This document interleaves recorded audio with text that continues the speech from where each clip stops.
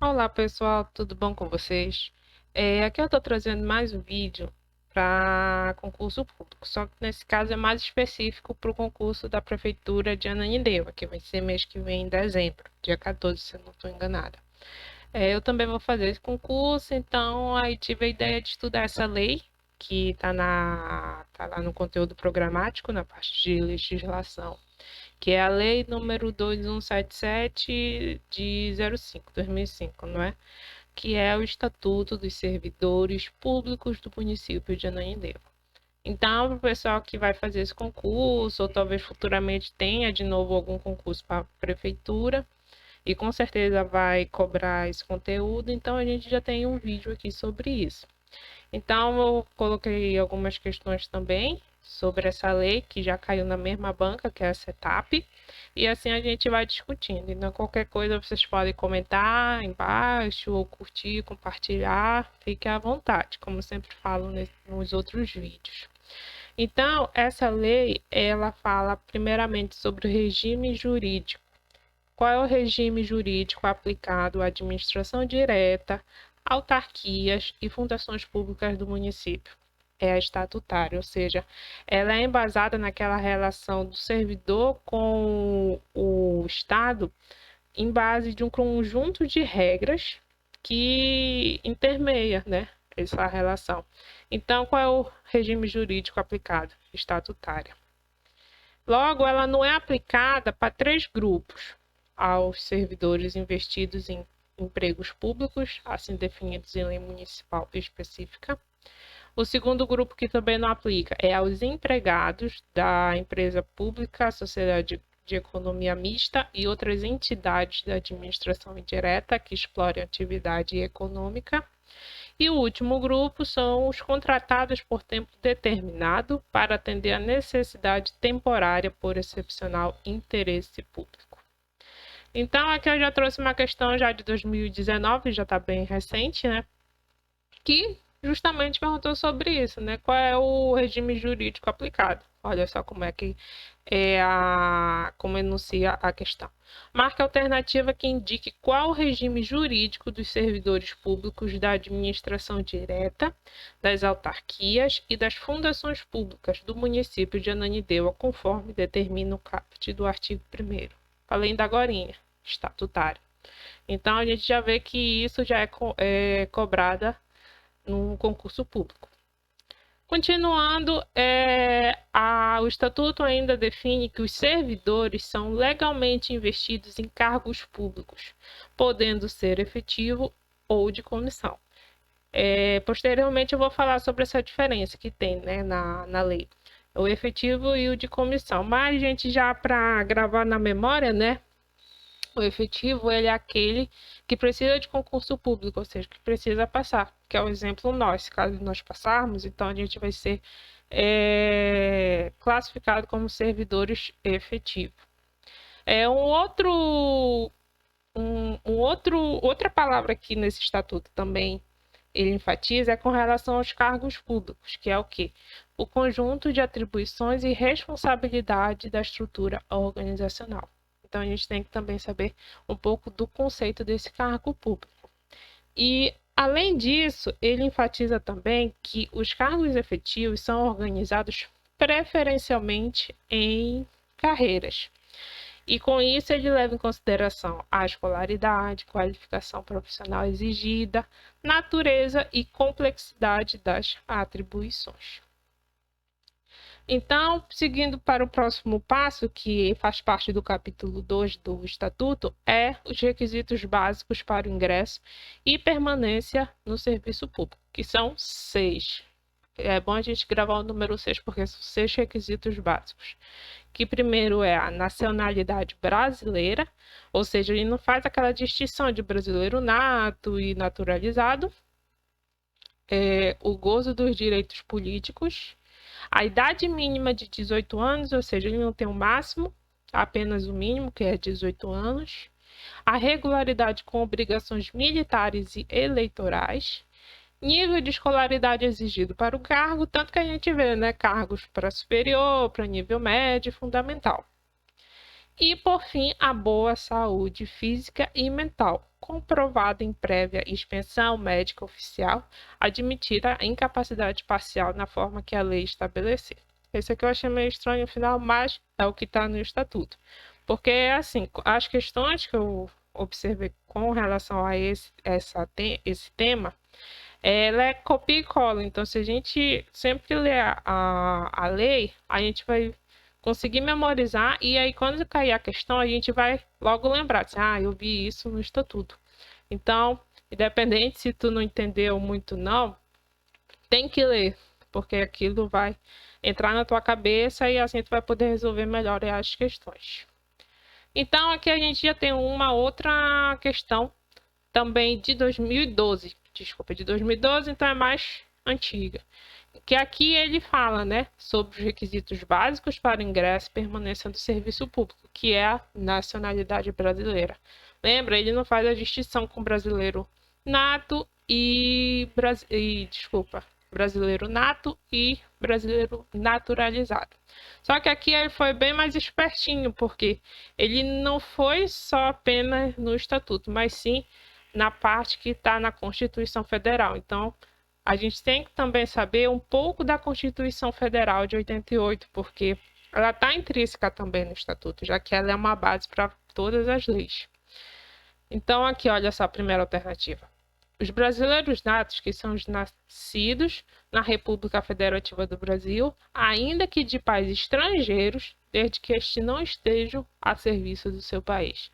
Certo, olha só, está no artigo 12 da Constituição Federal. O segundo, que também está no artigo 12, é com relação aos natos, mais uma vez, porque lembra, né? Os natos têm duas alternativas. Esses que são nascidos no Brasil, mas que de pais estrangeiros. E o segundo é que eles são nascidos no estrangeiro, mas com o pai ou a mãe brasileiras que ainda estejam ao serviço da República Federativa do Brasil. Eles são natos. Mas ainda temos os naturalizados, que é essa questão do item número 3, que infelizmente está errada, porque ele diz que são os brasileiros natos, que são os estrangeiros de qualquer nacionalidade residente no Brasil há mais de 15 anos ininterruptos e sem condenação penal, desde que requeiram a nacionalidade brasileira. Não, de acordo com o mesmo artigo, olha só, o número 12, esses são os brasileiros naturalizados. E com essa última questão, quando eu pesquisei sobre ela, para mim estava certa também, porque os naturalizados, eles podem ser também de países que têm a língua oficial, a língua portuguesa, e eles ainda residem por apenas um ano ininterrupto e com idoneidade moral. Então, aqui a gente também vê que está certa, tanto que está no artigo 12.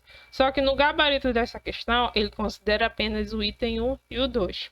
Eu não consegui encontrar se teve algum recurso ou não, só mesmo esse gabarito definitivo. Caso você esteja vendo esse vídeo e saiba explicar também, comente aí, né, pra gente poder ficar estudando juntos, afinal um vai ajudando o outro. Então, continuando sobre o estatuto, uma coisa que a gente tem que saber também é com relação ao número de vagas destinadas às pessoas portadoras de deficiência, que são 5%. Então, é bom a gente saber essa porcentagem qual é estabelecida só para os portadores de deficiência. E no artigo 10, ele enfatiza que investidura em cargo público ocorrerá com a posse. Então, continuando ainda no mesmo capítulo 2, a gente vê as formas de provimento em cargo público, que são, mais uma vez, número 6. Então, quais são essas formas de provimento? É a nomeação, promoção, readaptação, reversão, reintegração, recondução. Então, uma dica que eu dou também aqui, que eu até pesquisei pela internet, é essa daqui, olha. Prono 4 Ré. Grava essa palavrinha assim, que a gente vai conseguir gravar as formas de provimento. Sempre lembrando que são 6. Então, O PRO é de promoção, o NO de nomeação, então tem 4 RES. Então, quais são esses RES? Readaptação, reversão, reintegração e recondução. E aí a gente vai ver cada um deles que também tem no estatuto. Ah, sim. Isso aqui foi uma questão também da CETAP de 2019 que ele perguntou justamente isso, né? Quais as formas de provimento em cargo público? Então, a gente lembra dessa dica de novo, né? Prono 4 Ré. Então, a gente vai ver aqui. Readaptação? Sim. Reversão? Sim. Requisição? Não. Então, e por último, recondução, sim. Uma coisa que eu prestei bastante atenção também com relação às questões da CETAP é que ele sempre faz essas pegadinhas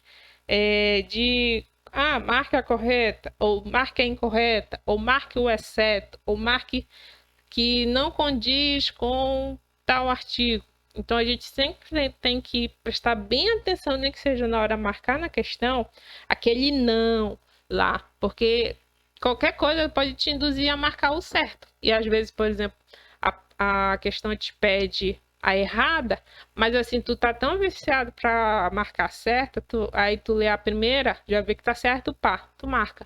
Mas só que não, ele quer a errado. Então, a gente sempre tem que prestar atenção nesses tipos de questão, né? Porque às vezes uma questão pode eliminar muita gente. Então, aqui eu fiz uma linha do tempo, né? De acordo com o estatuto, no qual o servidor passa quando ele passa num concurso.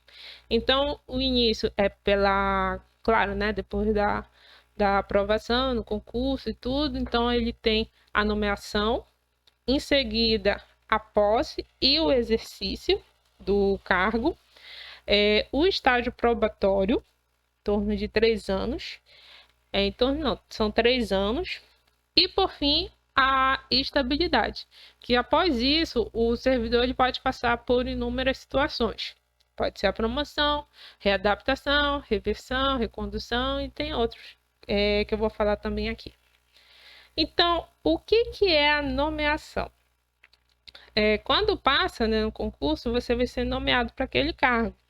E o estatuto ele declara que essa nomeação tem de 2 tipos: caráter efetivo e o de comissão, que, como eu falei já bem no início do vídeo, o caráter efetivo é aquele de concurso, tu tem que passar, ou seja, tu tem aquela prova que vai avaliar teus conhecimentos, e aí, dependendo do número de questões que tu acertar, essas coisas e tudo, conseguir passar, passou. Então, você vai ser nomeado de caráter efetivo.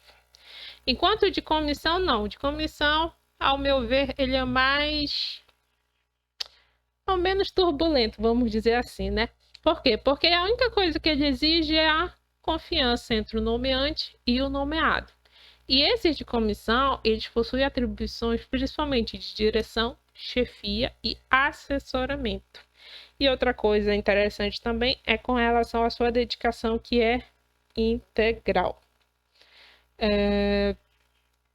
Então, aqui a gente tem mais uma questão sobre isso. Só que como eu não falei sobre esse assunto daqui, né? Então, a gente vai logo estudar por essa questão. Que é o que ele diz. Ele enfatiza, né, que a nomeação facial em caráter efetivo quando se tratar de cargo isolado ou de carreira, cujo exercício exige apenas conhecimentos profissionais para o bom desempenho de suas atribuições, que é o concurso público. E em comissão, para os cargos de livre nomeação e exoneração, cujo exercício exija relação de confiança entre a autoridade nomeante e o nomeado, fora eventuais conhecimentos profissionais. Então, ele até acrescenta mais um pouco, né, sobre a comissão. Os cargos em comissão destinados apenas às atribuições de direção, chefia e assessoramento serão providos mediante livre escolha da autoridade competente de cada poder, certo? Qual o percentual mínimo será reservado aos servidores titulares do cargo efetivo para o provimento de comissão, ou seja, a possibilidade, né, daquele que passou no concurso pegar cargo de forma comissionário, que é Aí, qual é a porcentagem mínima, né?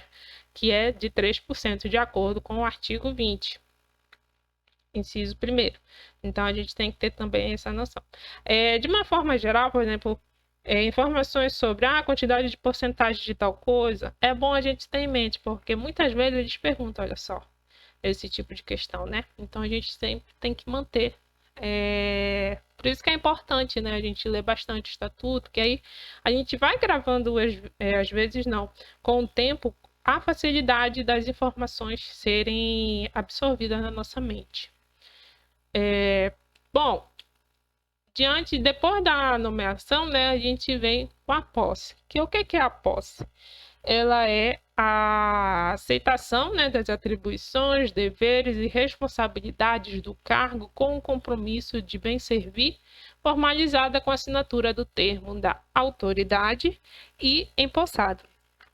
E uma coisa que eu achei bem interessante, né, é porque a posse ela tem um prazo de 30 dias contados da publicação do ato do provimento. Então, ele tem 30 dias, né, para realizar a sua posse. E quando ele vai realizar a sua posse, ele tem que obrigatoriamente apresentar documentos como a declaração de bens e valores do patrimônio e a declaração de exercício de outro cargo, emprego ou função pública, que é aquele caso, né, que há profissões que podem executar 2 tipos de trabalho, que é no caso o pessoal da área de saúde e professores, e ainda tem mais um que parece que é de técnico e professor. Então, tem que levar essas declarações com a posse, lembrando, no prazo de 30 dias, segundo o estatuto. Depois da posse, você tem que exercer, que é o chamado exercício, que ele vai consistir no efetivo desempenho das atribuições do seu cargo, que tem até o prazo de 5 dias para entrar em exercício, de acordo com a data da sua posse e também da publicação oficial desse ato. Caso não execute em 5 dias, ele pode ser exonerado do cargo público. E também há outro detalhe interessante, que é com relação, por exemplo, se o servidor mora longe do seu local de trabalho. Então, se, por exemplo, ele precisar, por exemplo, se mudar para um outro município, ele tem até 30 dias. Tem até 30 dias para realizar isso, só que ele tem que fazer essa mudança. Então, tem essa coisa bem interessante para o servidor. Bom, o estágio probatório, né? Então, vamos relembrar. Ele foi nomeado, em seguida tomou a posse e, por fim, um exercício. Então, ele vai para o seu estágio probatório, que é de 36 meses, ou seja, 3 anos. Que durante esse período ele vai sempre ser avaliado por meio da sua aptidão e capacidade por comissão de servidores efetivos e estáveis, ou seja, ele vai sendo avaliado por essa comissão e quando tiver no mínimo uns 120 dias antes de concluir esse período de estágio, eles vão entregar um relatório sobre ele, né?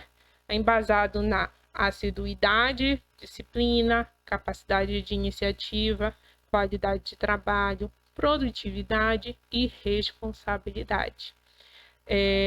Então, há quesitos também no estatuto, né, que ele diz que, por exemplo, se o resultado da avaliação for positivo, ok, ele continua no cargo público, e caso não, ele pode entrar com alguma, vamos dizer assim, algum recurso, né? Ele pode entrar com defesa escrita e tal, e ele ainda diz no estatuto aqui que é no prazo de 10 dias.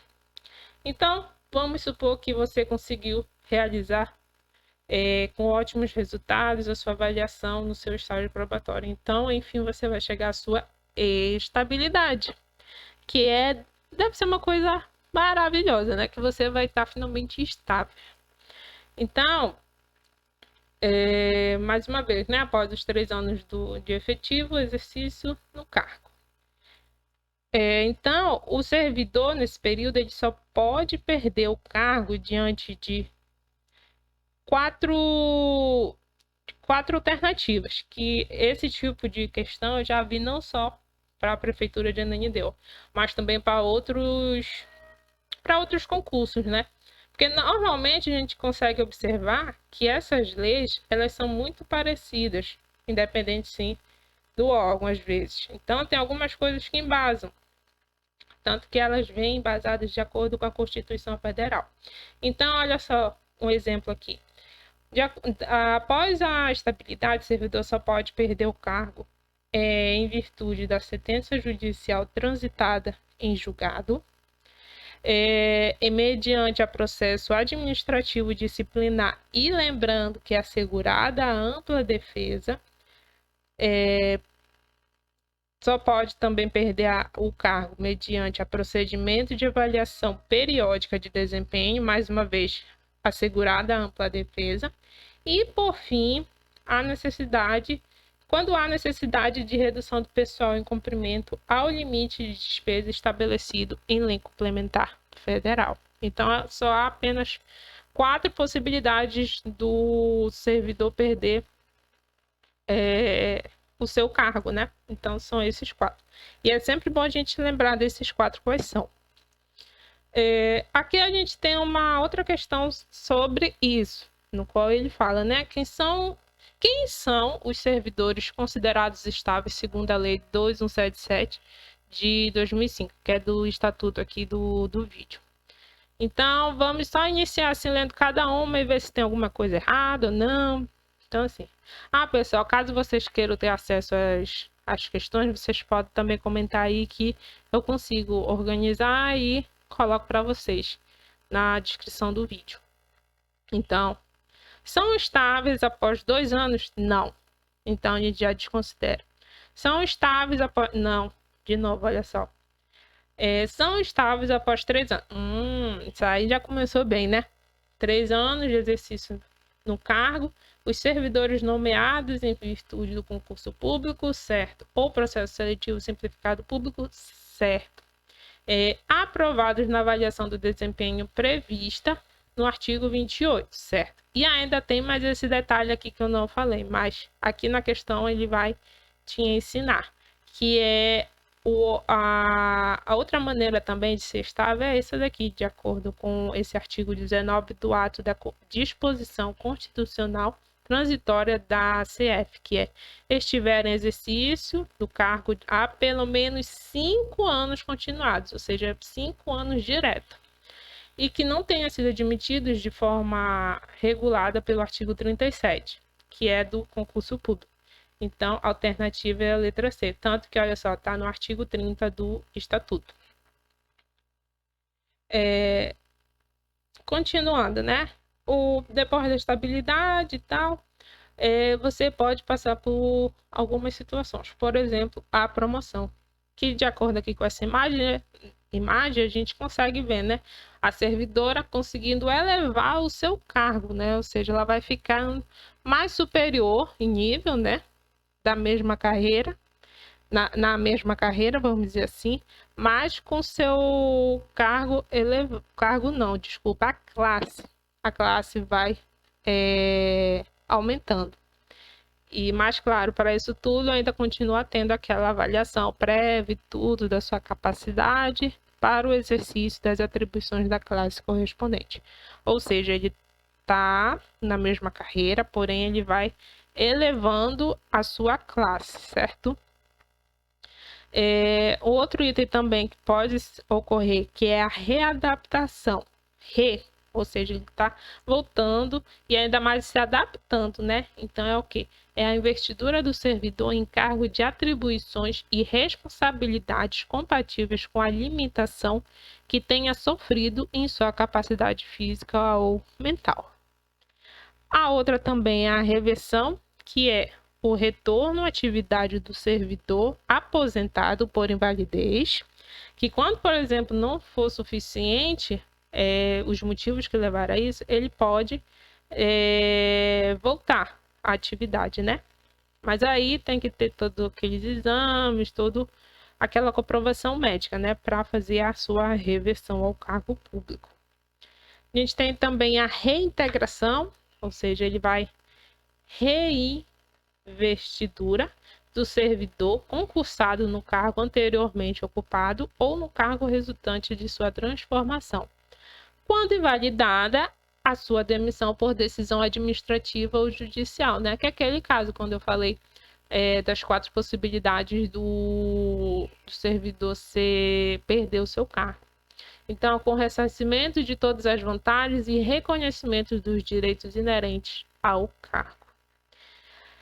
Uma outra situação também é a recondução, que é o retorno do servidor concursado estável ao cargo anteriormente ocupado, que pode ocorrer em 2 situações, que é a inabilitação em estágio probatório relativo a outro cargo. Lembra, né, que tem que ter o relatório realizado pelaquela comissão avaliativa. Então, ele pode recorrer a isso. E a segunda situação que pode ocorrer a recondução é a reintegração de outro servidor ao cargo ora ocupado. Uma outra situação, de acordo com o capítulo 3 do Estatuto, é a remoção, que é o ato pelo qual o servidor passa a ter exercício em outro órgão. É órgão da administração municipal, ou seja, da mesma administração, no âmbito do mesmo quadro de pessoal, ou seja, ele está naquele mesmo órgão, mas ele passa, vamos dizer, para um outro serviço, mas dentro do mesmo quadro de pessoal, no mesmo órgão, que é a remoção, que pode ocorrer por ofício e a pedido, que, de acordo com o capítulo 2, no artigo 41, a remoção de ofício ocorrerá para ajustamento da lotação e força de trabalho às necessidades dos serviços, inclusive no caso da reorganização da estrutura interna da administração municipal. Mas também pode ocorrer quando se muda em relação às entidades da administração, que é a redistribuição, que é o deslocamento do servidor estável para o cargo do quadro de pessoal de outra entidade da administração municipal, no âmbito do mesmo poder, já que ela pode ocorrer de acordo com a equivalência dos vencimentos, atribuições da mesma natureza e grau de complexidade e responsabilidade, mesmo nível de escolaridade, especialidade e habilitação profissional e compatibilidade entre as finalidades institucionais e da entidade. E a redistribuição ela só ocorre mediante a decreto. Então, pessoal, a gente encerra aqui o nosso vídeo sobre... É mais o início do estatuto, né? Então, não esqueçam de curtir, compartilhar, comentar e se inscrever no canal. E eu ainda vou preparar um outro vídeo, continuando sobre esse estatuto, com também mais questões. Então, agradeço mais uma vez pela atenção. Bons estudos!